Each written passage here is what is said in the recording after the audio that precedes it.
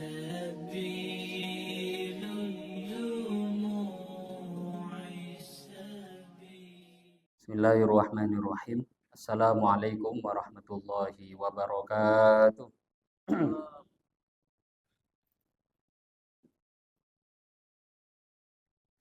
Innal hamdalillah nahmaduhu wa nasta'inuhu wa nastaghfiruhu wa nu'minu bihi wa natawakkalu 'alaihi wa na'udzu billahi min syururi anfusina wa min sayyiati a'malina. May yahdihillahu fala mudilla lahu wa may yudlilhu fala hadiyalah. Asyhadu an la ilaha illallah wahdahu la syarikalah wa asyhadu anna sayyidana wa maulana Muhammadan abduhu wa rasuluh. Allahumma salli wa sallim wa barik alaihi wa ala alihi wa ashabihi wattabi'ina lahu bi ihsanin ila yaumiddin amma ba'du. Alhamdulillah, hadirin wal hadirat jamaah salat zuhur yang dimuliakan Allah. Kembali kita syukur pada Allah dengan mengucapkan alhamdulillahirabbil alamin. Bersolawat pada Nabi sallallahu alaihi wasallam dengan mengucapkan Allahumma shalli ala sayyidina Muhammad wa ala ali sayyidina Muhammad. Hadirin wal hadirat rahimakumullah, dan kita sambil i'tikaf lanjutkan kembali kajian sedikit pembahasan fikih ibadah. Di siang hari ini kita melanjutkan tentang pembahasan babul ghusli, bab tentang mandi, yang lebih rincinya pembahasan furudul ghusli, bab fardunya mandi. Fardunya mandi. Bapak Ibu yang dimuliakan Allah, salah satu hal penting yang hari-hari kita kerjakan mandi. Mandi dalam Islam pun ada aturan. Ada beberapa mandi yang kita bahas secara hukum dari segi fikih. Ada mandi yang wajib, ada yang sunnah, dan pembahagian sesuai dengan fikih. Nah, yang dibahas di sini nanti pembahasan tentu yang mandi berkaitan dengan mandi perintah. Mandi yang wajib, fardu, atau mandi sunnah. Nah, di dalam mandi-mandi wajib ini, supaya mandi wajibnya sah tentu perlu kita ketahui apa saja dalam fardu-fardunya mandi dalam mandi tadi. Fardunya mandi tidaklah banyak Bapak Ibu, hanya dua saja. Kalau dua perkara ini dikerjakan, maka mencukupilah mandi yang dibuat. Mandi wajibnya sah. Mandi wajib itu sebelumnya diantaranya mandi karena suci dari haid, suci dari nifas, mandi karena junub, berhubungan suami istri. Nah, ini mandi wajib. Maka mandinya dikatakan sah minimal dua fardu ini tertunaikan, yaitu yang pertama niat. Di dalam mandi perintah itu fardu atau sunnah, niat itu menjadi fardu yang pertama, rukunnya. Niat sesuai dengan mandi apa yang dia buat. Kalau mandi wajib, maka dalam hati minimal dia niatkan saya niat mandi wajib dalam hati. Kalau mandi sunnah, maka dia niatkan saya niat mandi sunnah, misalkan Jumat. Dalam hati ada niat ketika memulai mandi. Waktunya kapan? Waktunya berbarengan dimulai dengan menyiram pertama anggota tubuh. Nah, di situ mulainya niat. Awalul ghusli, awal menyiram, awal mandi itu di sana letaknya niat. Ali annal badan fil ghusli kal udwil wahid, badan ini dalam bab mandi itu dihukumi satu anggota. Dari manapun mulai boleh. Ini bab bolehnya, tapi nanti akan ada pembahasan cara mandi sunnah. Kemudian yang kedua, ini sedikit masail sebelum masuk dalam fardu mandi yang kedua. Mengenai pembahasan niat, terkadang Bapak Ibu, kita ada orang yang terkumpul pada dirinya dua hal yang mewajibkan mandi. Ada terjadi pada diri dia tuh misal dua hal yang mewajibkan mandi. Contoh, dia mengerjakan hubungan suami istri. Ini sudah menjadi kewajiban, hal yang mewajibkan mandi tersendiri. Yang kedua, keluar mani. Keluar mani kan belum tentu hubungan suami istri. Nah, dua-dua hal ini terjadi pada dia. Idza istama'a alaihi ghuslan wajiban, atau mohon maaf, misal ada satu orang hubungan suami istri malam hari. Itu sudah terkena hukum dia mengerjakan hal yang mewajibkan mandi. Hubungan suami istri, berjumpanya dua khitan, wajib mandi. Enggak taunya dia tunda mandi, jelang subuh meninggal dunia. Lah kan salah satu yang mewajibkan mandi mati. Kematian dengan mati itu wajib mandi. Lah kan dua. Ada dua hal terjadi pada seseorang, bahkan mungkin lebih dari itu, 3 sampai 4. Terjadi hal yang mewajibkan mandi, apakah cukup mandi hanya dengan satu mandi saja atau perlu dua niat dalam mandi itu? Bapak Ibu, kalau terjadi dua hal yang mewajibkan mandi, yang kedua-duanya wajib, maka takfi niatul wahidah lahumah. Cukup dengan satu niat saja, maka kedua-dua hadas besar itu langsung hilang sekaligus. Nah, ini karena memang dia kasusnya sama-sama mandi wajibnya, kedua-duanya wajib. Atau kedua-duanya mandi sunnah. Hari itu hari Jumat. Hari itu juga hari Idul Adha. Nah, ke depan ini insya Allah kalau tidak berubah ya. Kok pemerintah ada pula pengumuman lain, ikuti pemerintah. Hari Jumat ada mandi sunnah, mandi Jumat. Jumat itu juga Idul Adha. Perlu mandi 2 kali. Cukup satu mandi, niatkan keduanya. Ini juga untuk mandi sunnah Jumat sekaligus mandi sunnah Idul Fitri atau Idul Adha. Nah, jadi dengan satu mandi bisa sekaligus. Niatnya satu saja, maka mencukupi untuk keduanya. Berbeda kalau memang mandinya statusnya beda. Satu mandinya wajib, juga hari itu ada mandi sunnahnya. Hari Jumat berhubungan suami istri, kan wajib mandi. Hari Jumat juga ada mandi sunnahnya. Terus mau mandi, digabungkan. Apakah bisa?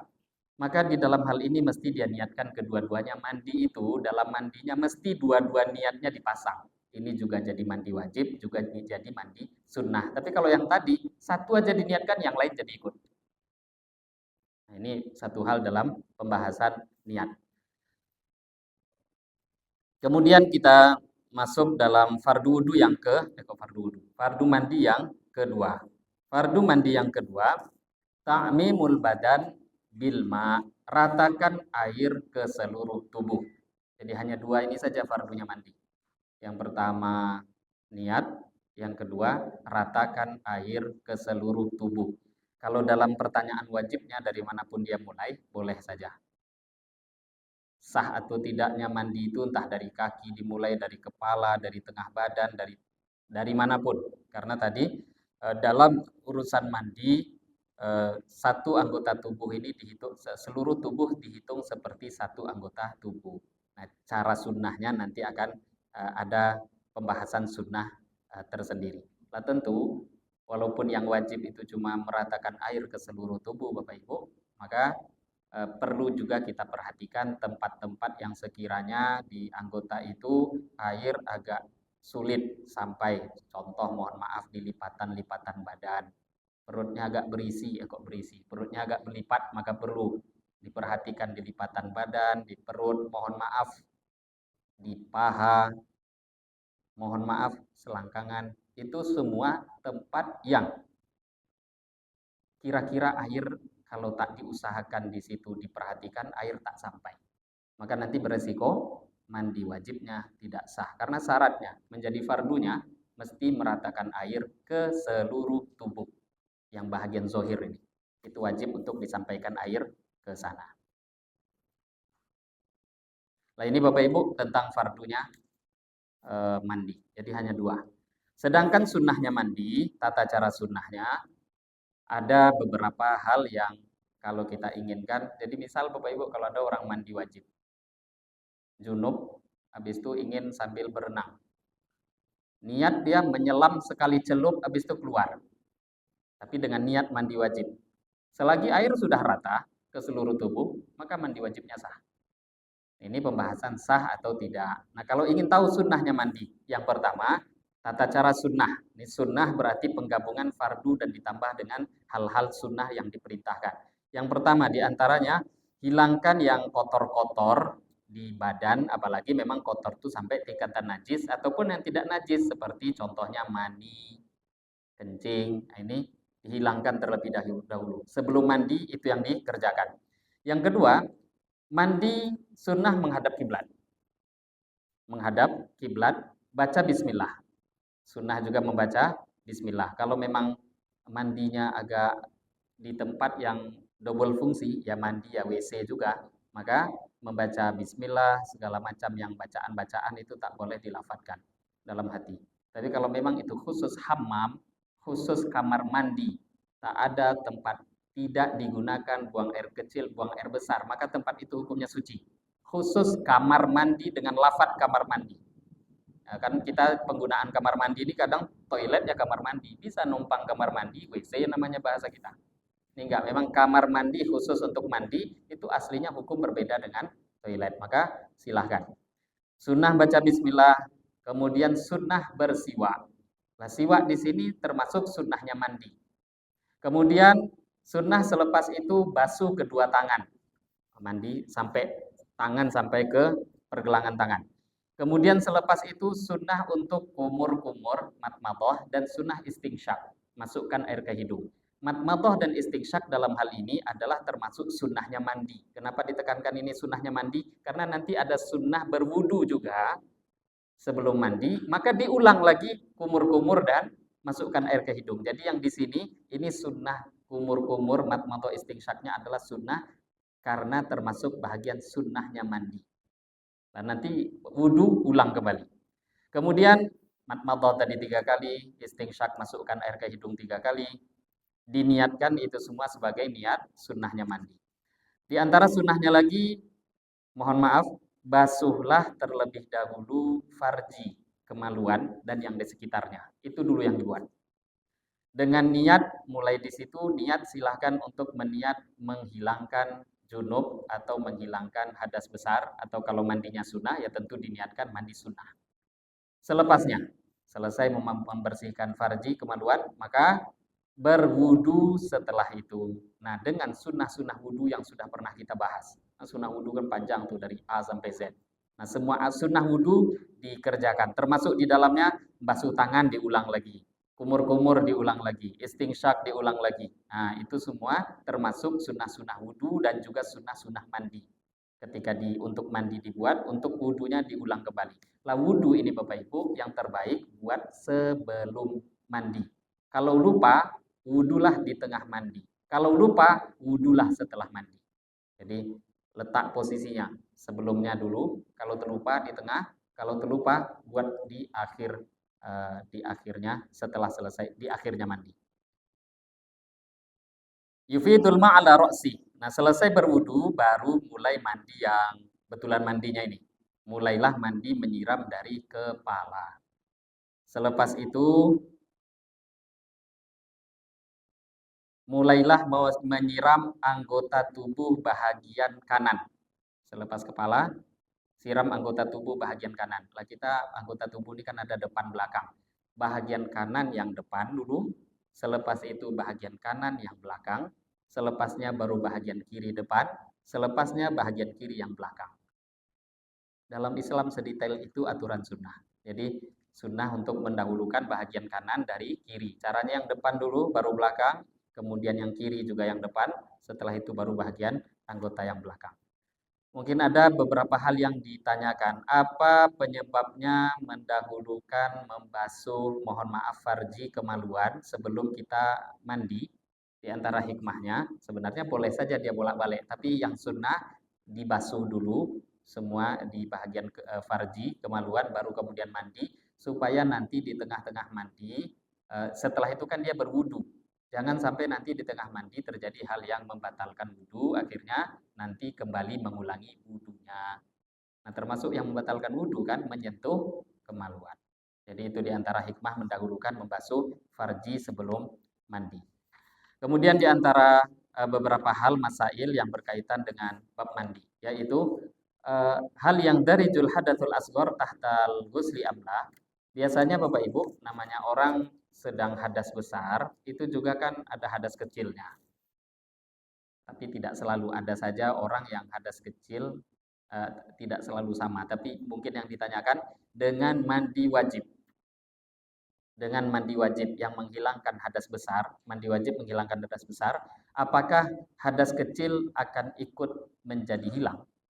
Jadi maknanya dengan dia mengerjakan hal yang menghilangkan hadas besar dengan mandi, apakah yang menghilangkan hadas kecil wudunya juga mencukupi, tak perlu berwudu setelah mandi? Diperinci. Kalau memang mandinya mandi wajib, maka namanya tadi kan mandi hadas besar. Karena dia mandinya wajib, berarti hadas besar. Maka kalau memang mandi wajib, hadas kecil ikut menjadi hilang. Maknanya dia tak perlu wudhu, walaupun tadi dalam mandi tidak niat wudhu. Tapi kalau mandinya bukan mandi wajib, mandi sunnah, maka tidaklah hadas mandinya itu bisa menghilangkan hadas kecil. Ya, selepas mandi sunnah itu, kalau ingin ada wudhu ya, mesti dia berwudhu selepas itu. Al hadasul asghar yang dariju wa yartafi'u walau lam yanwihi idza tasala ghuslan wajiban walam yang takib wudu'uhu athna al ghusli wala yang dariju wala yartafi'ul hadatul asghar idza tasala ghuslan masnunan fala budda ayyatawadda qabla al ghusli aw ba'dahu aw fi athnaihi ma'a mulahadati tertib. Jadi memang kaidahnya begitu, kalau dua hadas berkumpul pada seseorang, yang besar dengan yang kecil, maka yang kecil ikut menjadi hilang ketika dia menghilangkan hadas besarnya. Ini Bapak Ibu, pembahasan lanjutan tentang fardunya mandi, dan bahkan tadi kita juga lanjutkan dengan sunnahnya mandi. Nah, pembahasan setelahnya ada namanya, kalau tadi kan sunnahnya mandi. Pembahasan setelah ini mandi sunnah. Kan beda itu. Ada sunnah mandi, ya tata cara sunnahnya. Kalau mandi sunnah, ada beberapa mandi yang perlu kita tahu. Mandi itu disunahkan. Contoh mandi Jumat, mandi hari raya, mandi dan lain sebagainya. Ini pembahasan insya Allah kita bahas di pembahasan setelahnya. Sebelum ditutup, ada yang mau bertanya mungkin? Kalau ada yang mau bertanya, dipersilahkan. Tidak ada yang bertanya? Saya kira cukup. Lebih kurang mohon maaf. Kita tutup dengan doa kafarah majelis. Subhanakallahumma wa bihamdika asyhadu an la ilaha illa anta astaghfiruka wa atubu ilaik. Wabillahi taufiq wal hidayah. Wassalamualaikum warahmatullahi wabarakatuh.